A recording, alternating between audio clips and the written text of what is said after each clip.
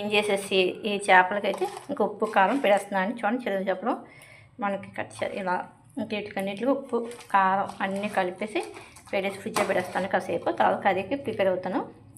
Okay ఇంకే friends, చేపలు cut చేసుకుని దీంట్లో వేసేసుకోవచ్చు. ఇవైతే ధనియాలు జీలకర్ర మసాలా మొత్తం ఫ్రై చేసుకుందాం. ఆయిల్ ప్లెయిన్గా మనం మిక్సీ కూడా వేసుకోవచ్చు. మసాలా మనం పౌడర్ చేసుకుని వస్తుంది. ఇలా ప్లేట్లు వేసుకోవచ్చు. ఫ్రై అవుతాయి. ఈ పని చేస్తాం. కొంచెం కరివేపాకు వేసుకోవచ్చు. చేపల కరివేపాకు బాగుంటుంది. కొత్తిమీర కరివేపాకు చింతపండు కూడా నానబెట్టుకుంటే కొంచెం మనకు సింపుల్గా ఉంటుంది. మనం ఇందాక మిక్సీ కొట్టుకున్న మసాలా పౌడర్ కూడా ఉల్లిపాయలు వేసేద్దాం. అల్లం వెల్లుల్లి పేస్ట్ అని ఇందాక మసాలా ధనియాలు జీలకర్ర ఫ్రై చేసుకున్న మసాలా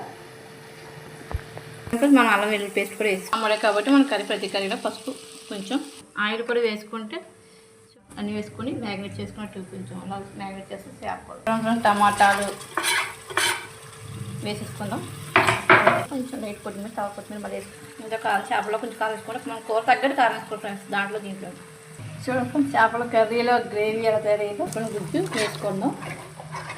చేపల కర్రీకి మాత్రం చింతపండు గుజ్జు కరెక్ట్గా ఉంటుంది. బాగుంటుంది కర్రీ మొత్తం. చూడండి ఫ్రెండ్స్, మనం అయితే బుర్రకాయ వేస్తాం ఫస్ట్ చేపలు. చూడండి ఫ్రెండ్స్, మన చేపలు అయితే లైన్గా అన్నీ వేసేసుకొచ్చండి మన గ్రేవీ లాగా ఈ చేపల కర్రీ. చూడండి ఫ్రెండ్స్, కొంచెం చింతపండు పులుపు కూడా వేసేసుకోండి. కొంచెం మసాలా మటన్ స్టైలే తండ్రి వెనక జ్యూసీగా మన చేప మన బుర్రకాయ చూడండి ఫ్రెండ్స్. ఈ గ్రేవీ